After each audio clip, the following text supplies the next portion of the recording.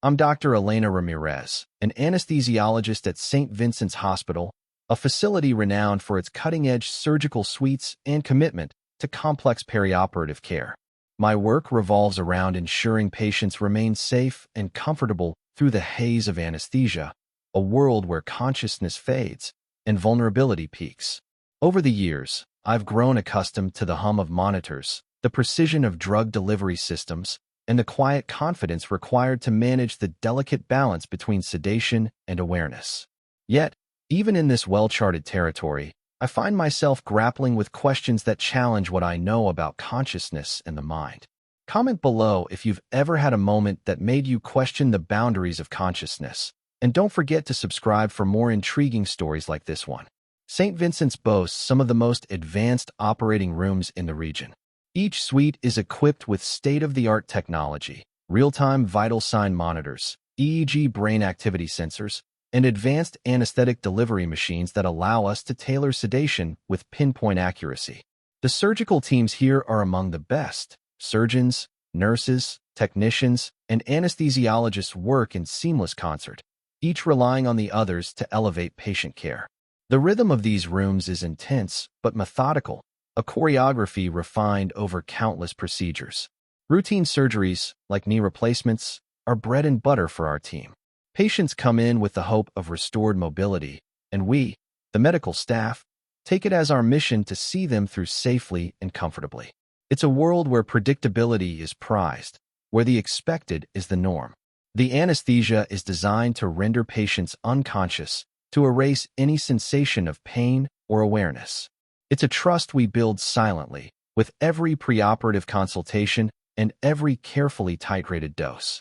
That's why the case of Thomas Grayson unsettled me so deeply. Thomas was a man in his mid-50s, an active professional who had been living with chronic knee pain that finally necessitated surgical intervention. His preoperative evaluations were unremarkable: healthy cardiac and respiratory function, no neurological concerns, and no history of psychiatric illness. He was scheduled for a standard total knee arthroplasty, a procedure with a well-established anesthetic protocol that I had overseen numerous times. On the morning of surgery, the atmosphere was crisp and focused.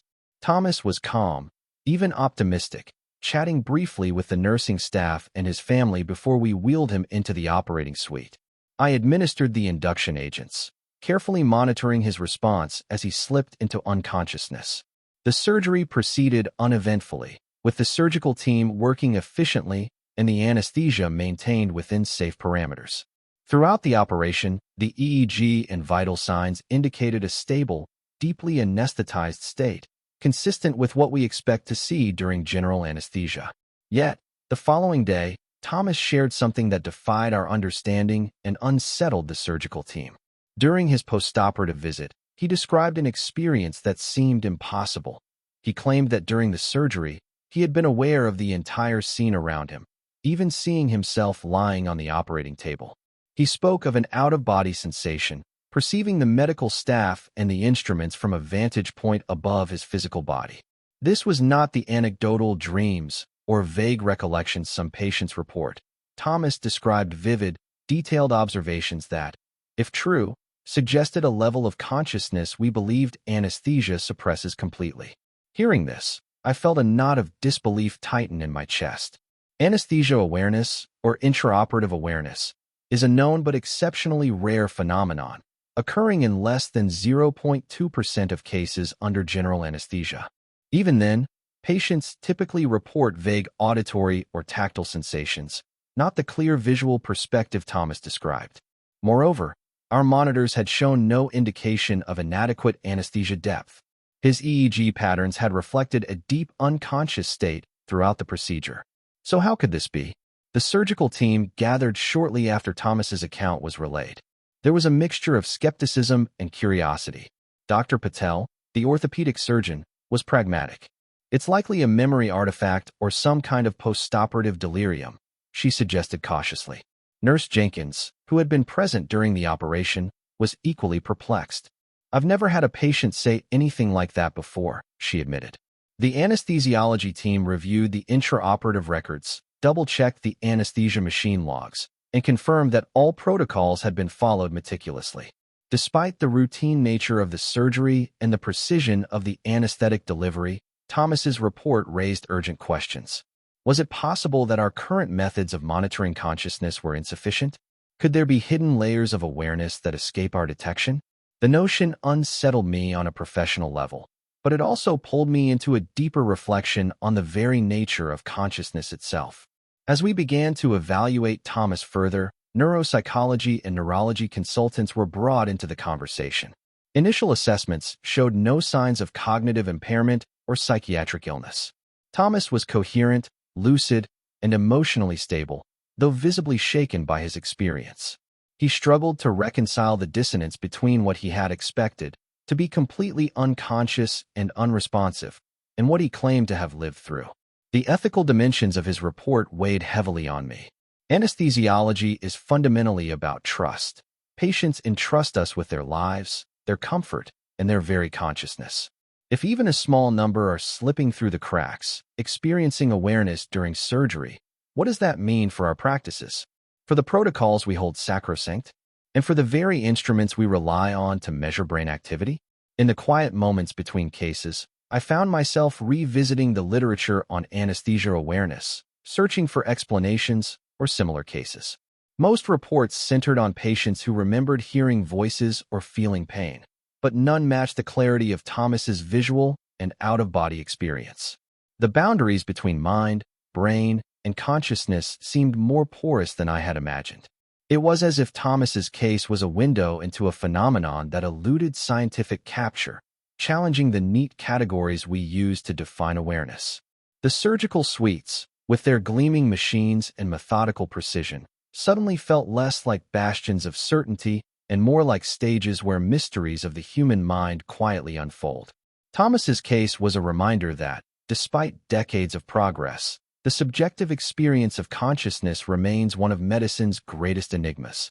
As I prepared to discuss the case with the broader medical team and begin more extensive evaluations, I was keenly aware that this was not just an isolated anomaly.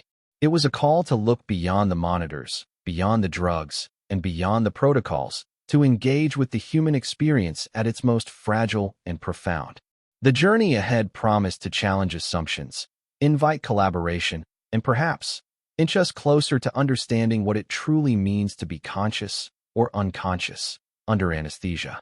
In the days following Thomas Grayson's strange revelation, the operating rooms at St. Vincent's seemed to hum with a new, uneasy energy.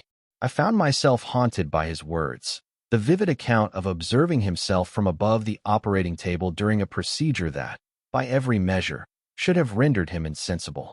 The usual predictability of perioperative care had been disrupted, replaced by a lingering sense of mystery that unsettled the entire team.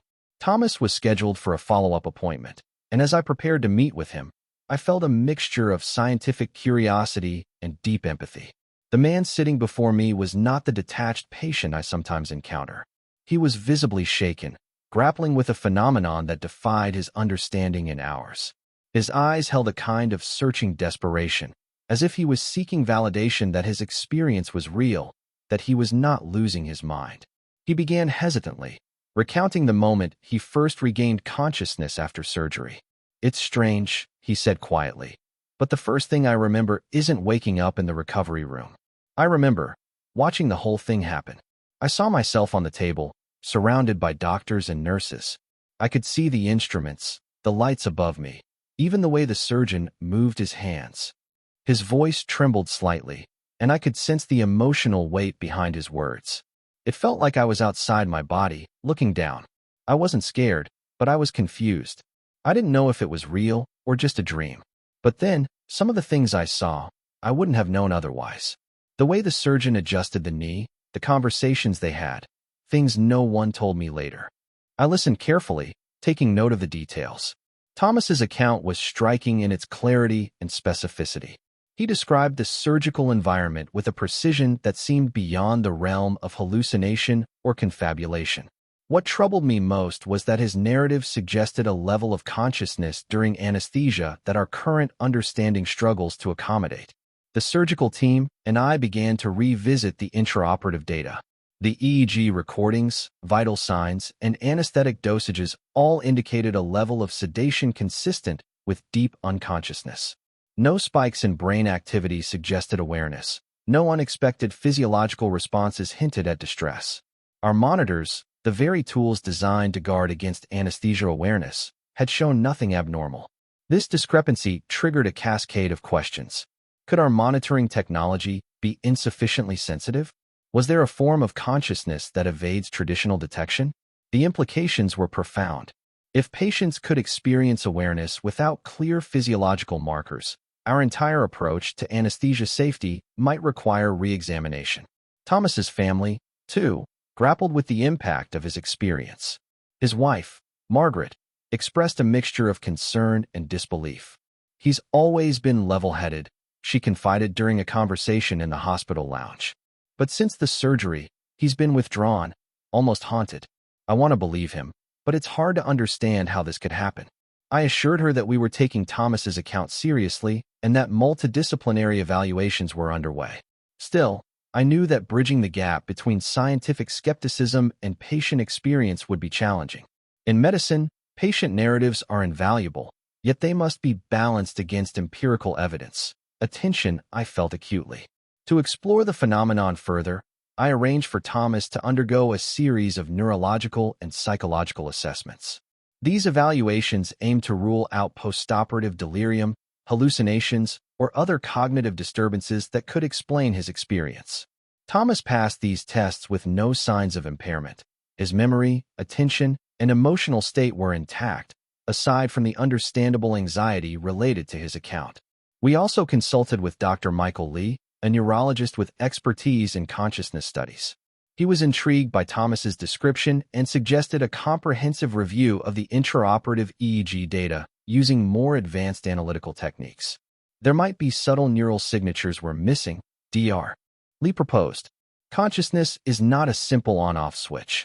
It's possible that fragments of awareness persist in ways we don't yet fully understand. The surgical team convened a meeting to discuss the case. Some colleagues expressed skepticism, attributing Thomas's experience to postoperative confusion or dreams. Others were more open, acknowledging that anesthesia awareness, while rare, is a documented phenomenon. Yet none had encountered an account quite like Thomas's, an experience so vivid and spatially oriented. As the discussions unfolded, I felt the weight of responsibility settle heavily on my shoulders. Our duty is to protect patients from pain and trauma, to render them oblivious to the invasive and often frightening processes of surgery. But what if our definitions of unconsciousness are incomplete? What if patients like Thomas are slipping through the cracks, their inner experiences invisible to us? Thomas himself wrestled with these questions. During one of our follow-up visits, he confided, "I keep wondering if what I saw was a glimpse into something bigger, something about how the mind works when the body is still. It's terrifying and fascinating at the same time. But I don't want to be labeled as crazy or making it up. All I want is for someone to understand." His vulnerability was palpable. I reassured him that his experience was being taken seriously and that we were committed to uncovering the truth. Yet, I also recognized the limits of our current knowledge and the challenges we faced in translating subjective experience into objective understanding. The case prompted me to reflect on the broader implications for anesthesiology. We rely heavily on technological monitors and standardized protocols, but perhaps there is more to consciousness than these tools can detect. Thomas's report suggested the possibility of a dissociated or altered state of awareness, one that traditional monitoring might overlook. I began to explore the growing body of research on consciousness during anesthesia and related states such as sleep, coma, and near-death experiences. The brain's capacity for complex internal experiences, even in altered states, is a frontier that continues to elude definitive explanation.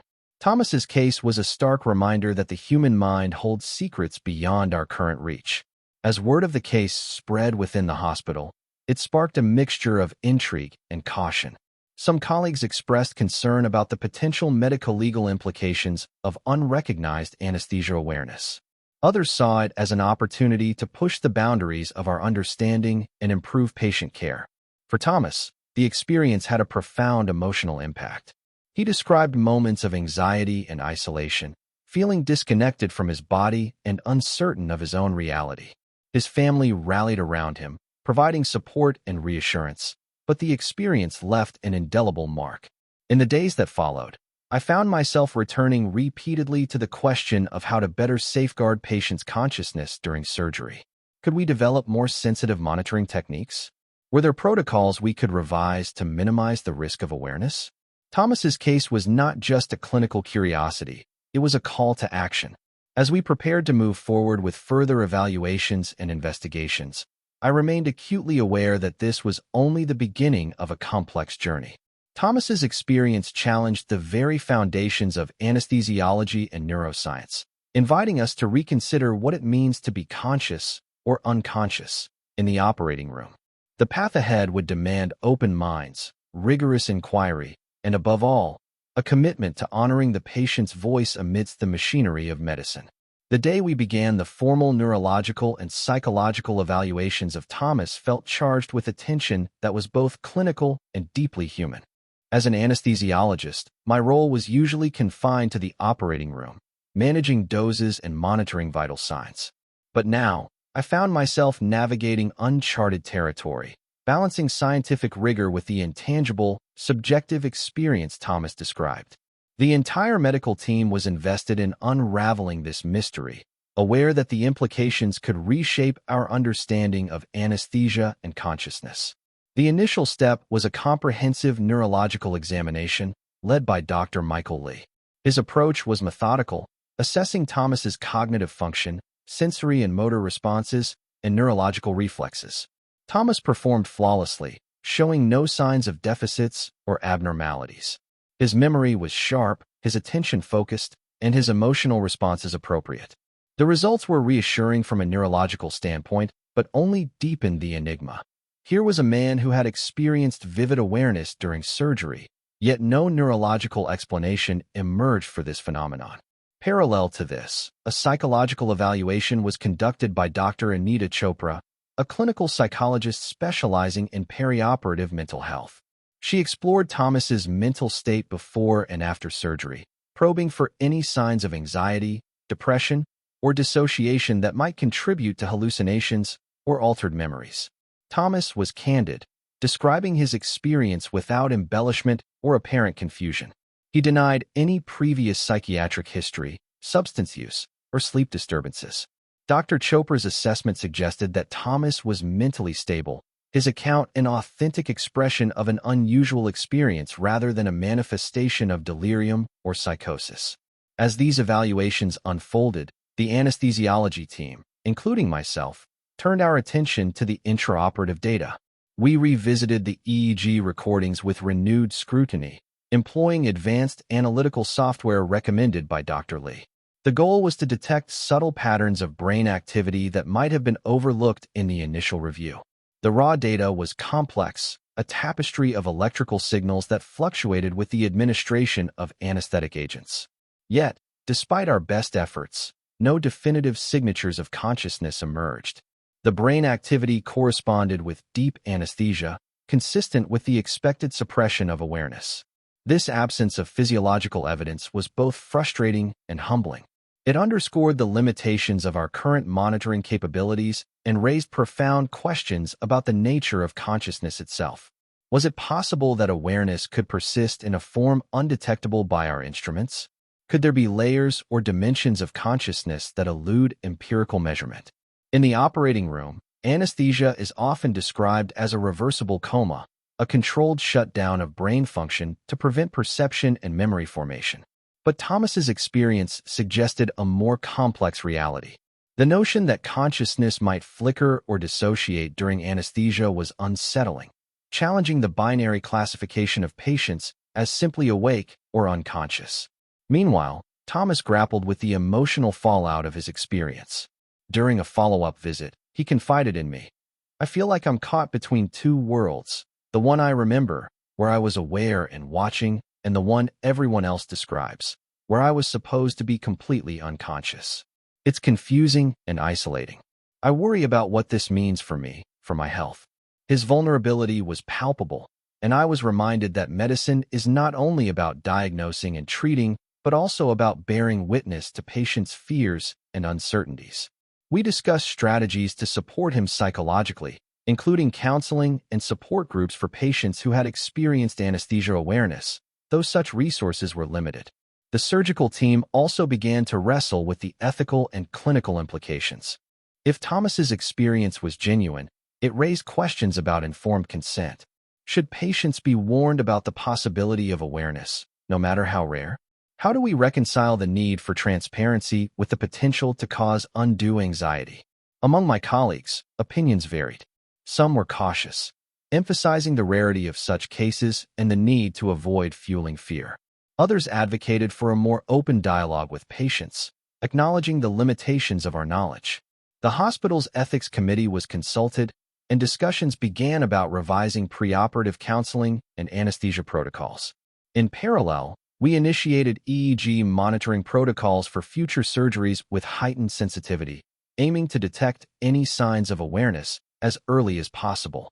We also explored the potential use of bispectral index (BS) monitoring, which provides a numerical scale of anesthetic depth, though its reliability remains debated. One afternoon, during a multidisciplinary case conference, Dr. Lee presented recent findings from studies on consciousness during anesthesia. He highlighted that certain brain regions involved in self-awareness and perception might retain activity even under sedation, but this activity does not always translate to conscious experience. The brain is a complex network, he explained. Activity in one area doesn't guarantee awareness. It's about how these networks integrate information. Perhaps in Thomas's case, there was a transient disconnection, awareness without the usual neural signatures. This hypothesis resonated with me, offering a possible explanation for the mismatch between Thomas's subjective experience and the objective data. It suggested that consciousness might be more fluid and fragmented under anesthesia than previously thought. As we delved deeper, I reflected on the challenges of studying consciousness, a phenomenon that is inherently subjective and elusive. Unlike other medical conditions, we cannot directly observe consciousness. We infer it from behavior, brain activity, and patient reports. Thomas's case illuminated the delicate balance between these measures and the gaps in our understanding. Throughout this process, Thomas remained engaged and cooperative, his trust in the medical team unwavering despite the uncertainty. He participated in repeated interviews and assessments, eager to contribute to the investigation and help prevent similar experiences for others. Outside the hospital, the case began to attract interest from researchers and clinicians curious about anesthesia awareness. I was contacted by colleagues at other institutions who had encountered similar but less detailed reports. The idea of a collaborative study emerged, a multidisciplinary effort to collect data, refine monitoring techniques, and develop guidelines to better identify and manage intraoperative awareness. This growing momentum was both encouraging and daunting. It underscored the importance of interdisciplinary collaboration in tackling such a complex challenge. Neuroscientists, anesthesiologists, psychologists, and ethicists all had a role to play in deciphering the enigma of consciousness under anesthesia. As I prepared to present our findings at an upcoming departmental meeting, I felt a renewed sense of purpose.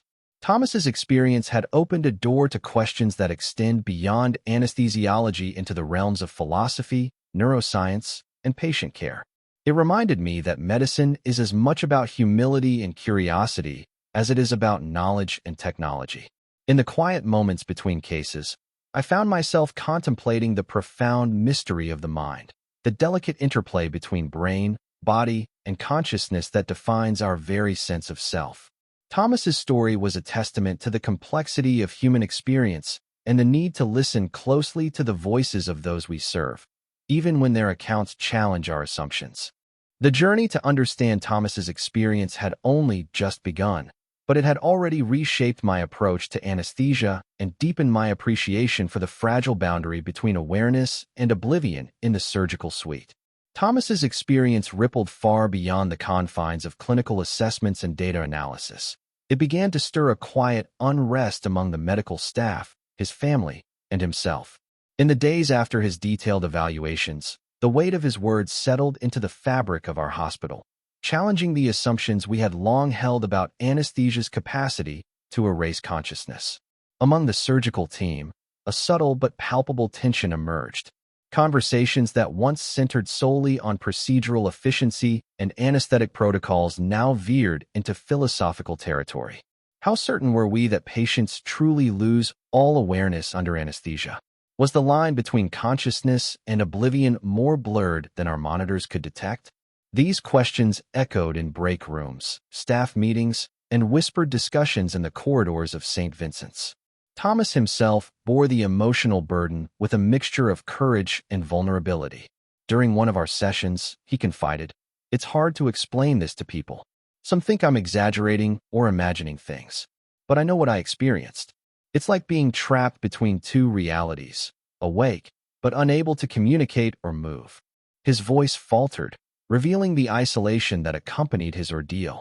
His family, especially his wife Margaret, grappled with a profound mixture of concern and helplessness. She shared with me in a quiet moment, "Thomas has always been strong, but since the surgery, I see a shadow in his eyes. He's haunted by what happened, and it's difficult for us all to understand. We want to support him, but sometimes it feels like we're strangers to his experience." Their emotional turmoil underscored the human cost of a phenomenon that, until now, had been largely theoretical and invisible. Within the medical team, reactions varied. Some colleagues viewed Thomas's account with skepticism, anchored firmly in the belief that anesthesia, when administered correctly, guarantees unconsciousness. "We have decades of evidence supporting our protocols," one senior anesthesiologist remarked. "Anecdotes like this, while compelling, don't override the science." Others were more open, acknowledging that the limits of our monitoring techniques might allow rare lapses in awareness. "We need to listen to the patient's voice," said Dr. Lee during a multidisciplinary meeting. "Their experience is valid and demands investigation." This divergence of opinions sparked ethical debates. What responsibility do we bear when a patient reports awareness during surgery? Should informed consent documents be updated to include the possibility of such rare experiences? How do we balance transparency with the risk of causing undue anxiety? These questions weighed heavily on me, as I recognized that Thomas's case was not only a medical mystery, but also a call to reevaluate the relationship between patient and provider. The psychological impact on Thomas became increasingly evident. He described episodes of anxiety and insomnia, haunted by flashes of the surgical scene he had witnessed. "Sometimes I replay it in my mind," he admitted. "I can't escape it, even though I want to." Recognizing the toll, we arranged for ongoing psychological support, encouraging him to connect with others who had experienced anesthesia awareness, a small but growing community offering shared understanding and solace. As the phenomenon gained attention within the hospital, a multidisciplinary task force was assembled to address anesthesia awareness more broadly. The group included anesthesiologists, neurologists, psychologists, ethicists, and patient advocates. Our aim was to develop guidelines for identifying, managing, and preventing awareness, as well as to improve preoperative counseling. In one meeting, the task force grappled with how to explain the limitations of current monitoring tools to patients without sowing fear. Dr. Chopra emphasized the importance of empathy. "Patients need to feel heard and understood," she said. "Acknowledging their experiences validates their reality and builds trust, even when the science is uncertain." The team also began exploring educational initiatives for staff, emphasizing vigilance for subtle signs of awareness and fostering a culture that encourages open communication about such events. We recognized that anesthesia awareness, while rare, could no longer be brushed aside or dismissed as anomaly. For Thomas, the journey was both isolating and transformative. He volunteered to participate in interviews and educational sessions, hoping his story might prevent others from enduring similar confusion and distress. "If sharing what happened to me helps even one person, it's worth it," he said in one of our conversations. His involvement brought a human face to a clinical issue often relegated to statistics and protocols. It reminded the team that behind every case is a person grappling with the profound mysteries of consciousness and vulnerability. As awareness of the phenomenon grew, I found myself reflecting on the broader implications for anesthesiology. Our specialty has long been defined by its ability to render patients insensible, to provide a veil of unconsciousness beneath the surgeon's hands. Yet Thomas's experience suggested that this veil might be thinner and more permeable than we assumed. The challenge ahead was clear: to develop better tools and protocols that honor the complexity of consciousness, to support patients who experience awareness, and to foster a medical culture that embraces uncertainty without fear. The emotional and ethical dimensions of the issue demanded as much attention as the scientific. In quieter moments, I contemplated the delicate balance we strive to maintain in the operating room, the interplay of drugs, technology, and human physiology that creates the suspended animation of anesthesia. Thomas's story was a poignant reminder that beneath this complex machinery lies the fragile, enigmatic essence of human experience. His case had become a catalyst for change at St. Vincent's, inspiring conversations that transcended specialties and inviting collaboration across disciplines. It challenged us to confront the unknown with humility and compassion, to listen deeply to the voices of those we serve, and to remain ever curious about the mysteries of the mind. As we prepared to embark on further investigations and refine our practices, I felt a renewed commitment to bridging the gap between science and empathy. Thomas's journey was far from over, and neither was ours. Together, we were on the cusp of exploring new frontiers in understanding consciousness, a journey marked by questions as profound as the human spirit itself. Doubt is an unavoidable companion in medicine, but Thomas's case brought it into sharper focus than ever before. As his story circulated among colleagues at St. Vincent's, the spectrum of responses ranged from cautious interest to outright skepticism. The more extraordinary the claim that a patient under general anesthesia could not only remain conscious but also perceive themselves from an external vantage point, the more some voices questioned its validity. It was a natural reaction in a field grounded in evidence, yet it underscored the tension between scientific rigor and patient narrative that I found increasingly difficult to reconcile. During a departmental meeting, the atmosphere was charged. Dr. Reynolds, a respected anesthesiologist with decades of experience, voiced concerns shared by others. "We must be careful not to let anecdotal reports cloud our judgment," he cautioned. "Anesthesia awareness is rare, and even then, it usually involves sensory fragments, sounds, pressure, not the kind of out-of-body experience Mr. Grayson describes. We need to rule out confabulation or postoperative delirium before giving credence to such extraordinary claims." His words echoed a broader unease about accepting experiences that challenge established paradigms. I found myself defending Thomas's account, aware that my stance risked professional scrutiny.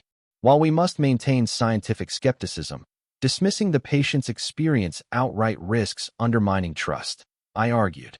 Our data doesn't fully explain what happened, and that gap demands investigation rather than dismissal. It was a delicate balance, championing empathy without sacrificing objectivity. This skepticism extended beyond the hospital walls. Some members of Thomas's family expressed unease, torn between empathy and doubt. His adult son confided privately, "Dad's always been imaginative, but this sounds unbelievable. I worry that he might be clinging to something that isn't real." These mixed feelings added to the emotional complexity surrounding the case. Ethical questions surfaced with increasing urgency. If patients could experience awareness during surgery, even if rare, what were our obligations as clinicians? How should we inform patients about this risk during consent? The hospital's ethics committee convened to discuss these concerns, and I was invited to present our findings and patient perspectives. The conversation was nuanced. Dr. Matthews, an ethicist, emphasized transparency. Respect for autonomy requires that patients be informed about all risks, including rare but distressing ones like anesthesia awareness. However, we must also consider the psychological impact of such disclosures. Will it cause undue anxiety? These competing priorities highlighted the complexity of informed consent in scenarios where knowledge is incomplete. I raised the point that patients like Thomas deserve acknowledgement, not only for their experience, but also for the emotional burden it carries. We owe it to them to validate their reality and provide support, I said. Ignoring or minimizing their reports can lead to feelings of isolation and mistrust. The committee concurred that our consent processes needed revision, incorporating balanced information about awareness risks and support mechanisms. Within the clinical team, the issue sparked reflections on our practice. Were we sufficiently vigilant in monitoring depth of anesthesia? Did we rely too heavily on technological indices without appreciating their limitations? These questions prompted discussions about enhancing intraoperative surveillance and developing protocols to detect subtle signs of awareness. The medical literature offered few definitive answers. While cases of anesthesia awareness are documented, the mechanisms remain elusive and standardized detection methods are lacking. Thomas's experience, with its vivid out-of-body component, was particularly challenging to classify.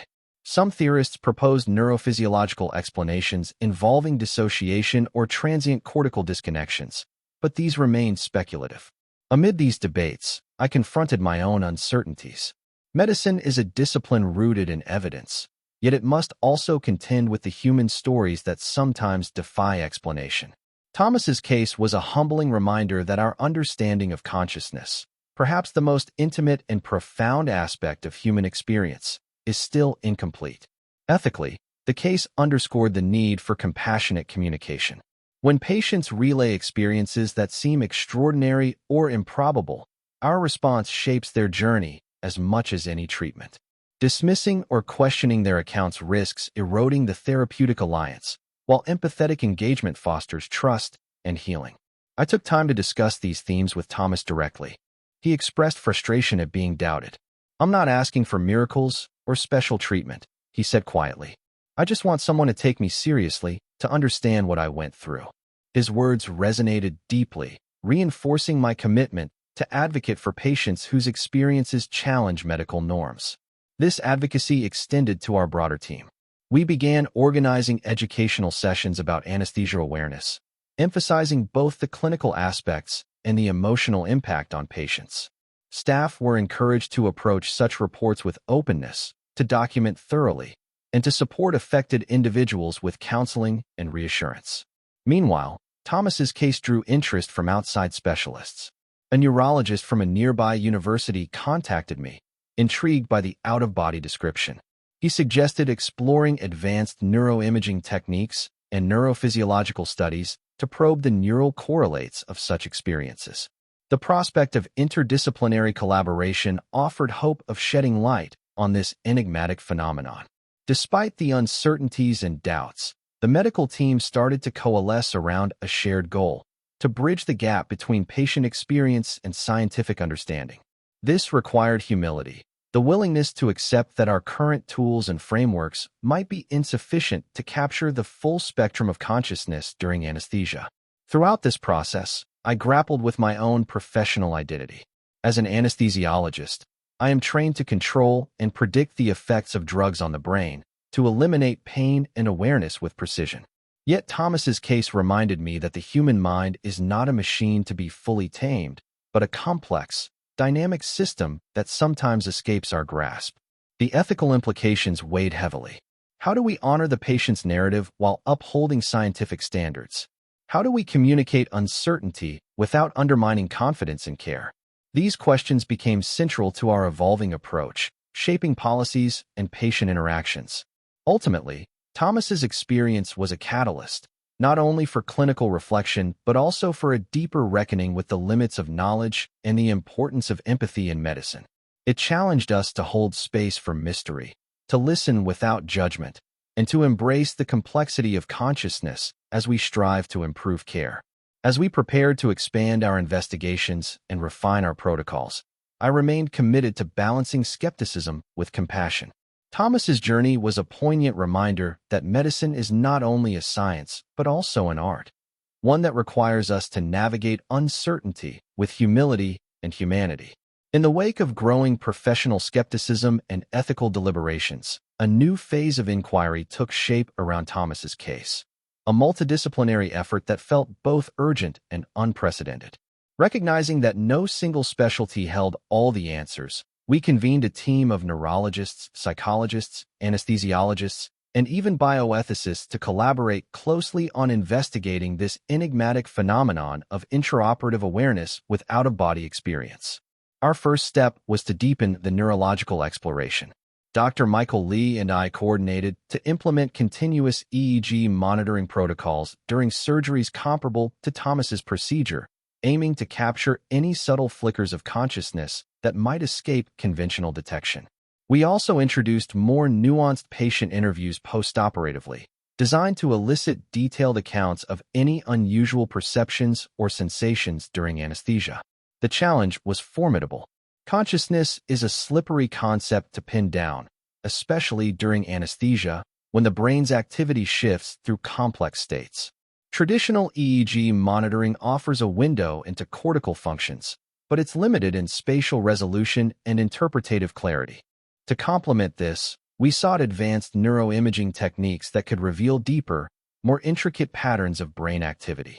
This led us to collaborate with Dr. Sarah Nguyen, a neuroscientist specializing in functional MRI, fMRI, and brain connectivity studies. She proposed an innovative protocol, scanning patients before, during, when feasible, and after surgery to detect neural networks involved in self-awareness and perception. Although scanning during surgery posed logistical challenges, pre- and post-operative imaging provided valuable comparative data. Simultaneously, our psychological team, led by Dr. Anita Chopra, refined their approach to patient interviews.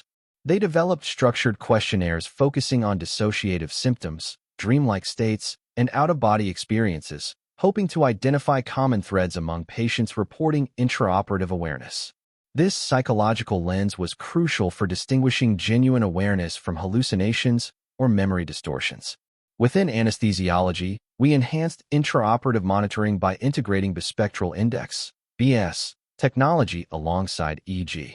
BS provides a numerical scale representing the depth of anesthesia, allowing real-time adjustments. Though not foolproof, it added another layer of data, helping us better tailor anesthetic delivery and potentially detect early signs of consciousness resurgence. Thomas himself became an active participant in this evolving investigation. He underwent repeat EEG and fMRI scans and engaged in in-depth interviews that captured his subjective experience with unprecedented detail.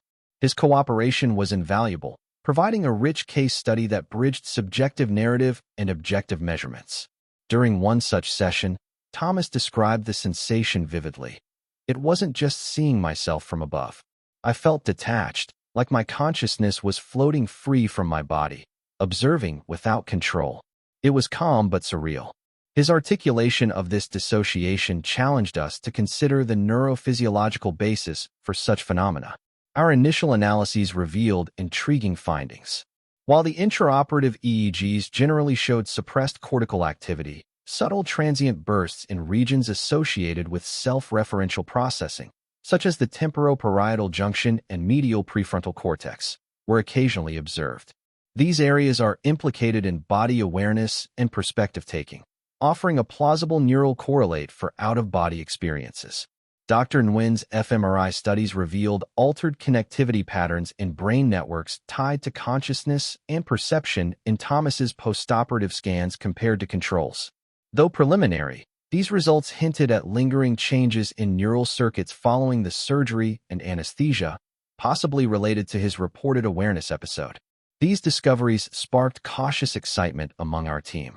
They suggested that awareness during anesthesia might not be a simple binary state, but rather a complex interplay of neural activity, with fragments of consciousness persisting in disconnected or altered forms. This perspective aligned with emerging theories in neuroscience that view consciousness as a dynamic, distributed process rather than a singular on-off switch. The multidisciplinary meetings became fertile ground for cross-pollination of ideas. Neurologists offered insights into brain network dynamics. Psychologists brought frameworks for interpreting subjective experiences. Anesthesiologists contributed practical perspectives on monitoring and pharmacology. Ethicists reminded us of the human ramifications of our findings. Yet, the complexity also bred new questions.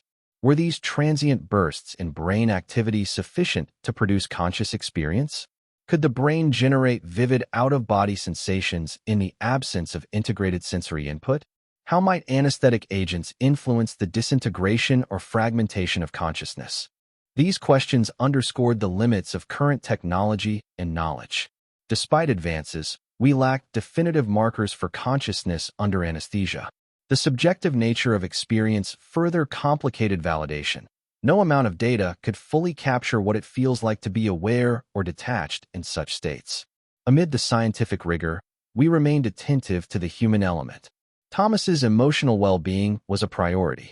We ensured psychological support continued, helping him process the implications of the ongoing research and its tentative conclusions. His involvement was both a beacon and a burden, a testament to the courage required to confront medical mysteries. In parallel, we began developing protocols for future patients incorporating enhanced monitoring and detailed postoperative interviews.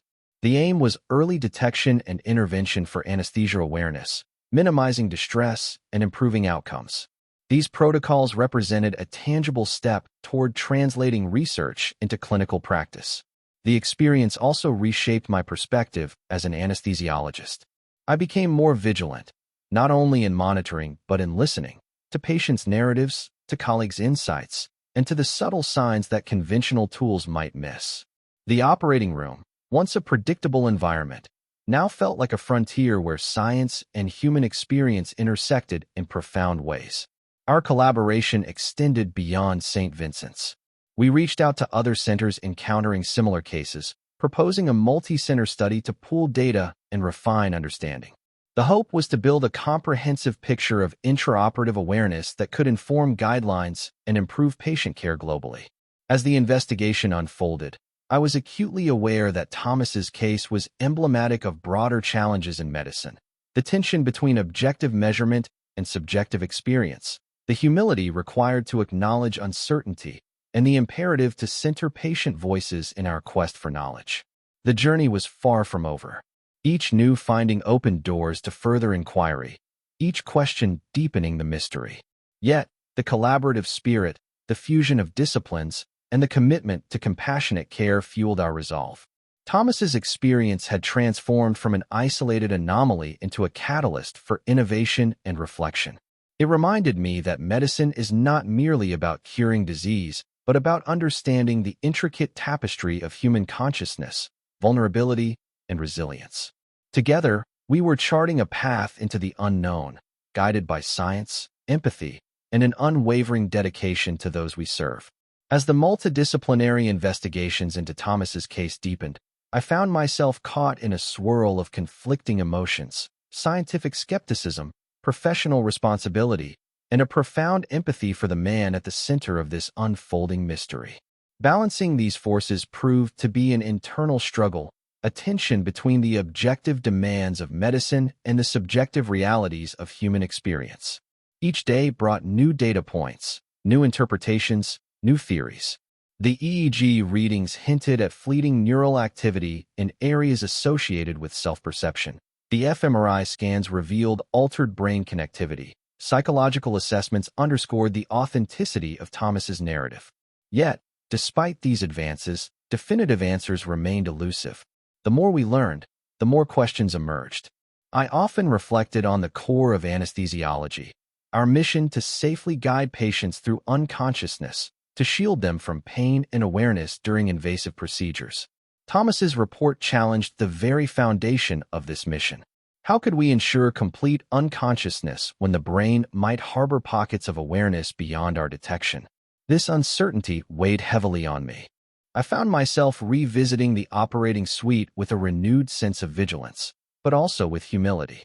The monitors and protocols I had relied upon suddenly felt like imperfect tools, capturing only fragments of a complex, dynamic landscape of consciousness. Beyond the clinical implications, I grappled with my own emotional response to Thomas's experience. His vulnerability resonated deeply. Here was a man who had traversed a liminal space, caught between wakefulness and oblivion, and emerged carrying the burden of that knowledge. It reminded me that medicine is not only about physiology, but about bearing witness to patients' inner worlds. During our conversations, Thomas expressed a mixture of fear, confusion, and hope. Sometimes I wonder if anyone truly understands, he confided. But sharing this with you has made me feel less alone. His trust was humbling and a reminder of the sacred responsibility we bear as caregivers. This case also prompted me to examine the broader culture within anesthesiology and surgery. We often operate in a realm of certainty, protocols, dosages, monitoring parameters designed to limit variability and risk. Yet, Thomas's experience revealed the limits of certainty, the spaces where medicine meets the unknown. I began advocating for a culture shift, one that embraces uncertainty without fear, encourages open dialogue about rare phenomena like anesthesia awareness, and prioritizes patient narratives alongside clinical data. This meant fostering an environment where colleagues feel comfortable discussing anomalies, where patients are heard without judgment, and where empathy is integral to care.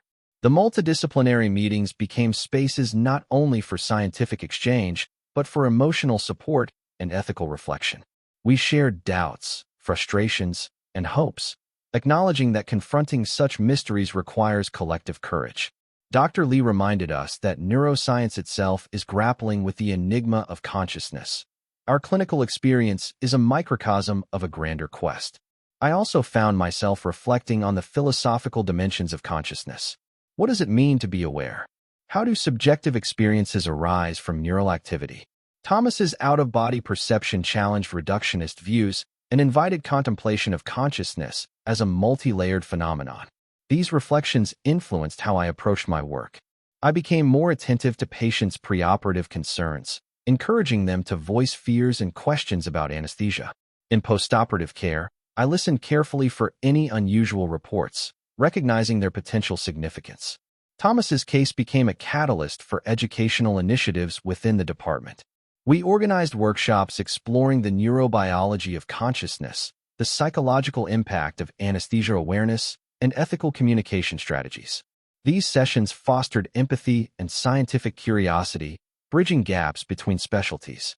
Despite the growing body of knowledge, I remained acutely aware that our understanding was provisional. Medicine thrives on evidence, yet it must also accommodate the mysteries that defy measurement. Thomas's experience was a poignant reminder that healing encompasses more than physical recovery. It involves acknowledging and validating the lived experiences of those we serve. In quieter moments, I contemplated the delicate balance between hope and uncertainty. Hope propelled our investigations, fueled the search for answers, and sustained Thomas through his ordeal.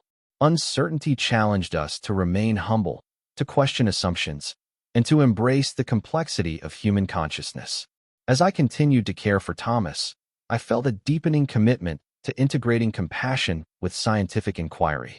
His journey underscored the importance of listening, not only to monitors and tests, but to the human voice, and of approaching medicine as both art and science.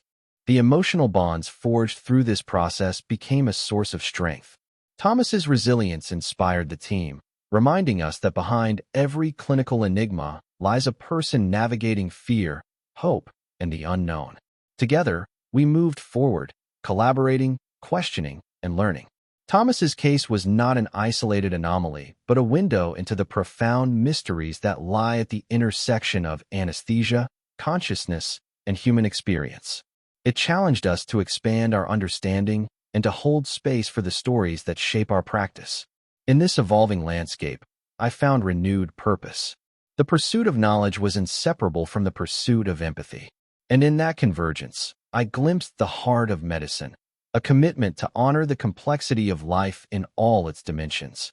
The day the advanced brain imaging results came back marked a turning point, not only in Thomas's case, but in the collective understanding within our team.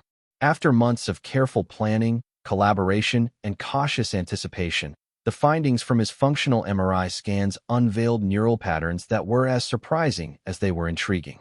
Dr. Sarah Nguyen, the neuroscientist leading the imaging studies, gathered our multidisciplinary team in a quiet conference room. Her usual calm demeanor carried an undercurrent of excitement as she began to unpack the data. Thomas's pre- and postoperative scans revealed atypical activity in regions of the brain involved in self-awareness and spatial perception, notably the temporoparietal junction and medial prefrontal cortex. These areas are crucial for integrating sensory information and constructing the sense of bodily self, Dr. Nguyen explained. In Thomas's case, We observed altered connectivity and transient activations during the perioperative period that could correspond to his reported out-of-body experience. The room fell silent as the implications settled in. Here was tangible neurological evidence that aligned with Thomas's subjective account, a rare convergence of objective data and personal narrative. The findings suggested that, despite the administration of deep anesthesia, fragments of neural activity associated with self-perception might persist, potentially giving rise to episodes of conscious awareness detached from the body. I felt a surge of cautious optimism mingled with humility. This was not a definitive explanation, but a window into the complex and elusive nature of consciousness under anesthesia. It challenged the long-held assumption that general anesthesia induces a uniform, complete shutdown of awareness.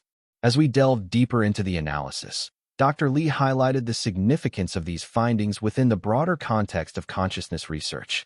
This aligns with emerging theories that consciousness is not a singular state, but a dynamic process, capable of fragmentation and dissociation, he noted. It also resonates with documented phenomena like near-death experiences and dissociative disorders, where patients report altered perceptions of self. The idea that anesthesia awareness might manifest as a fragmented or altered state, rather than a simple binary of awake or unconscious, opened new avenues for investigation. It suggested that the brain under anesthesia might enter complex transitional states, moments where consciousness flickers, shifts perspective, or detaches from bodily sensations. Our team began to consider the practical implications. If such neural patterns can be detected, could we develop monitoring techniques sensitive enough to identify these fleeting episodes in real time? Could anesthetic protocols be adapted to minimize the risk of partial awareness while preserving safety and efficacy? These questions spurred a renewed commitment to research and clinical innovation.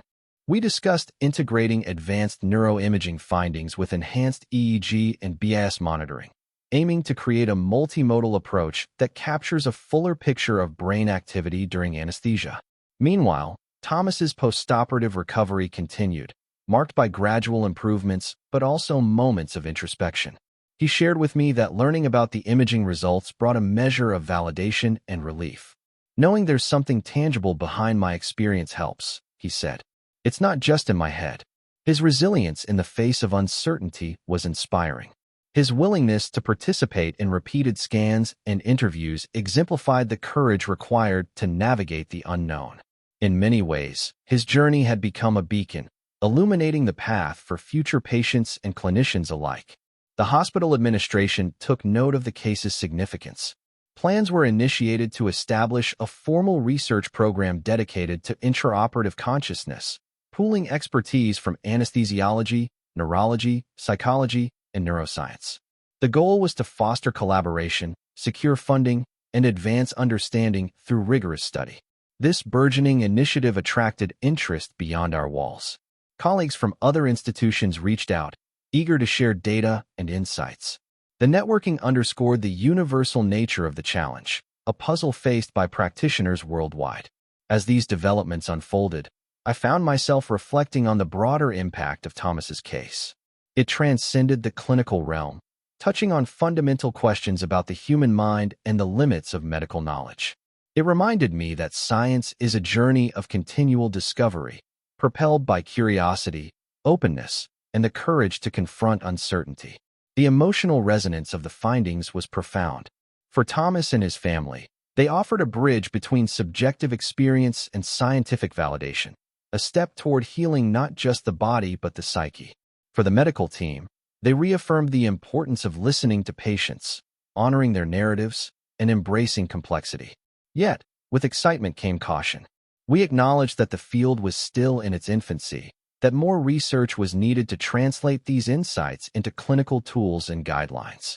We remained committed to balancing innovation with patient safety and ethical responsibility.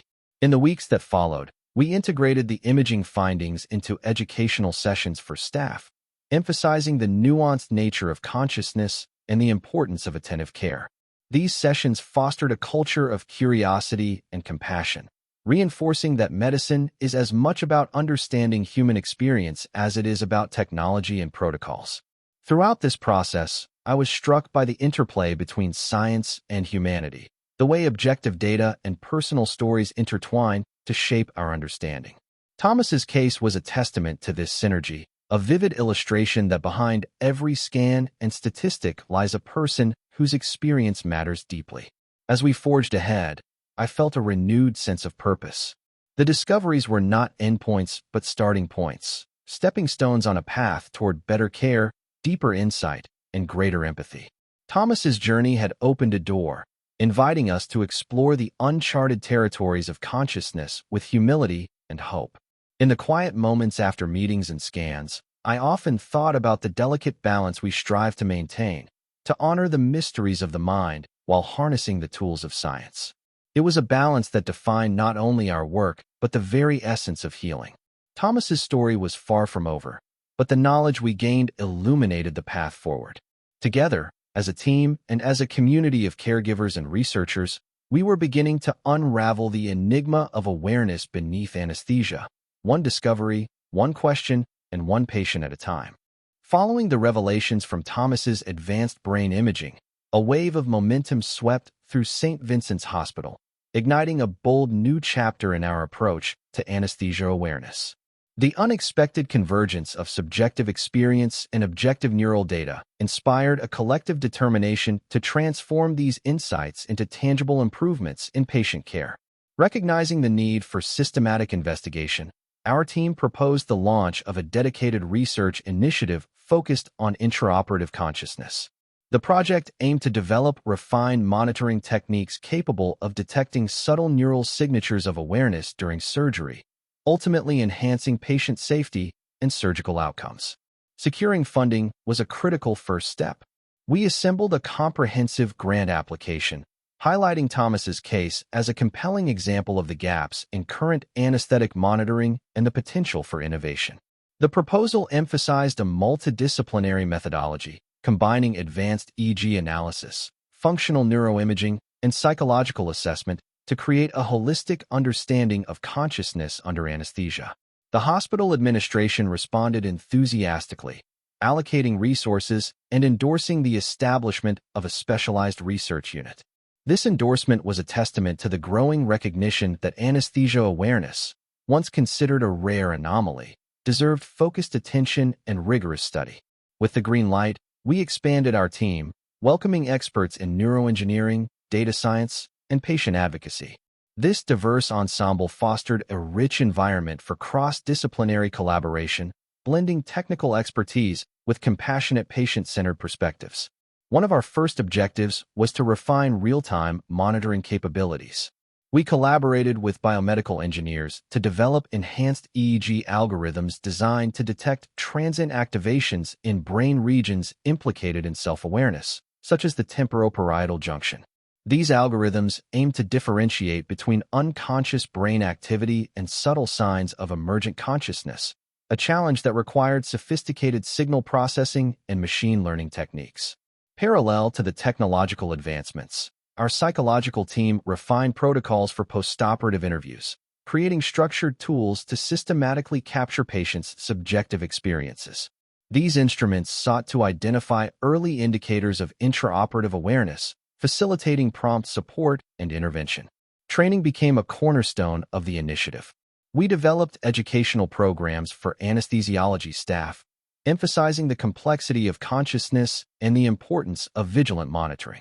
Case studies, including Thomas's narrative, were integrated to humanize the data and underscore the real-world impact of anesthesia awareness. Thomas's role evolved from patient to collaborator. He participated in advisory sessions, sharing insights that shaped the research focus and patient communication strategies. His involvement reinforced the ethical imperative to center patient voices in medical innovation. As the research progressed, preliminary trials demonstrated promising results. Enhanced EEG monitoring captured previously undetectable neural patterns during sedation, correlating with patient reports of awareness in select cases. These findings validated the potential of our multimodal approach to improve detection and prevention of intraoperative consciousness. Simultaneously, we explored adjustments to anesthetic protocols informed by neurophysiological data. Tailoring drug administration to maintain stable suppression of self-awareness networks emerged as a promising avenue to reduce the risk of awareness episodes without compromising safety. The initiative attracted attention beyond St. Vincent's. Invitations to present findings at national conferences and collaborate with other institutions fostered a broader dialogue. The establishment of a consortium dedicated to anesthesia awareness research signaled a shift toward collective action in addressing this complex challenge. Amid these scientific and clinical strides, we remained mindful of the emotional dimensions. Protocols were developed to provide psychological support promptly when awareness was suspected or confirmed, recognizing the distress such experiences can cause. Patient education materials were revised to include balanced information about the risks and signs of awareness, empowering individuals with knowledge and reassurance. Throughout this transformative period, I reflected on the profound intersection of technology, science, and human experience. Thomas's case had catalyzed not only advancements in monitoring and research, but also a cultural evolution within our medical community, one that embraced uncertainty, prioritized empathy, and valued patient narratives as integral to care. The journey was iterative and ongoing. Challenges persisted in refining detection algorithms, interpreting complex neural data, and translating findings into standardized protocols. Yet the collective commitment and interdisciplinary collaboration fueled optimism. For Thomas, the progress brought hope. His experience, once a source of confusion and isolation, had contributed to meaningful change that could prevent others from enduring similar uncertainty. His resilience and partnership were a powerful reminder of the human heart at the center of medical innovation.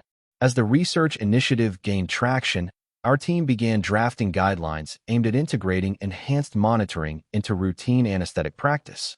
These recommendations emphasized continuous vigilance, patient-centered communication, and readiness to provide support when awareness occurs. In the broader context, Thomas's journey underscored the importance of viewing medicine as a dynamic interplay between evidence and empathy. The pursuit of knowledge must be coupled with attentiveness to the lived experiences of patients, whose voices illuminate the nuances science alone may miss. As we moved forward, I remained committed to fostering this balance. The work inspired by Thomas's case was not merely about technology or protocols. It was about honoring the complexity of consciousness and the dignity of those entrusting us with their care. Our efforts at St. Vincent's became a model for integrating cutting-edge research with compassionate practice, demonstrating that innovation and humanity are not opposing forces, but complementary paths toward healing. The path ahead was vast and challenging, but fortified by collaboration, curiosity, and empathy. We were poised to make strides that could reshape anesthesiology and enhance patient safety worldwide. Thomas's story, once a solitary anomaly, had blossomed into a beacon guiding us toward a deeper understanding and better care, a testament to the transformative power of listening, learning, and acting together in the face of the unknown. Months had passed since Thomas Grayson first shared his extraordinary experience of awareness during surgery, and as I sat with him in the quiet consultation room at St. Vincent's, I found myself reflecting on the profound journey we had traveled together. What began as a perplexing anomaly had transformed into a catalyst for discovery, collaboration, and growth, both personal and professional. Thomas appeared more composed now, though the shadows of his ordeal lingered in the depths of his eyes. "It's been a long road," he said softly. "There were moments when I doubted myself, felt isolated in what I experienced. But through all this, I've come to understand that my story matters, not just for me, but for others who might go through the same." His resilience was inspiring. Over the months, he had become an advocate, sharing his narrative with patient groups and medical professionals alike.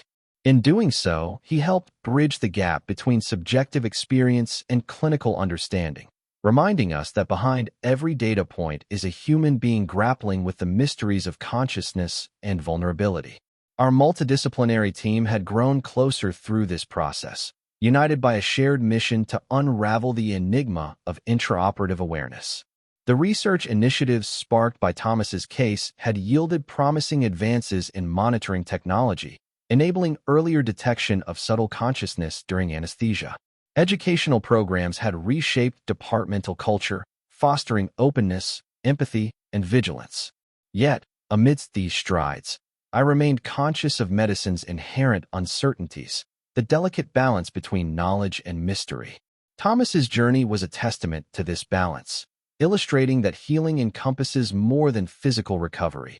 It involves honoring the intangible realms of perception, emotion, and identity. In our conversations, we often pondered the nature of consciousness itself. How could the brain, subdued by anesthetic agents, still generate vivid, detached experiences? What does this reveal about the architecture of self-awareness and the mind's resilience? These questions transcended the clinical, touching on the philosophical and existential. For me, Thomas's case crystallized the imperative to listen deeply, to patients, to colleagues, and to the subtle signals our instruments might miss. It reinforced the notion that medicine is as much an art as a science, requiring humility, curiosity, and compassion. As we prepared to publish our findings and share our insights with the wider medical community, I reflected on the emotional tapestry woven through this journey, the doubts, fears, hopes, and discoveries that had shaped us.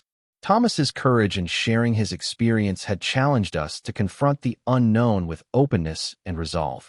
The hospital's commitment to integrating patient narratives into clinical practice had deepened, recognizing that stories like Thomas's illuminate the path toward more humane and effective care.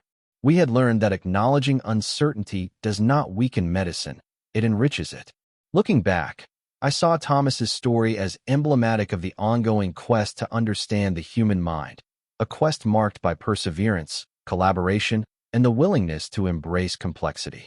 His experience became a beacon, guiding us toward innovations that honor both the science and the soul of healing. As our conversation drew to a close, Thomas smiled, a quiet, knowing smile that spoke of acceptance and hope. "Thank you for listening," he said, "for believing me, for fighting alongside me. It means more than I can say." I felt a profound gratitude in return. Thomas's journey had forever altered my perspective, reminding me that medicine is a partnership between knowledge and empathy, between clinician and patient, between the seen and unseen. As he left the room, I was reminded that the mysteries of consciousness will continue to challenge us, but with every story shared and every question pursued, we move closer to understanding. Thomas's case had opened new horizons, and with it, a renewed commitment to explore the depths of the human experience with courage, compassion, and unwavering curiosity.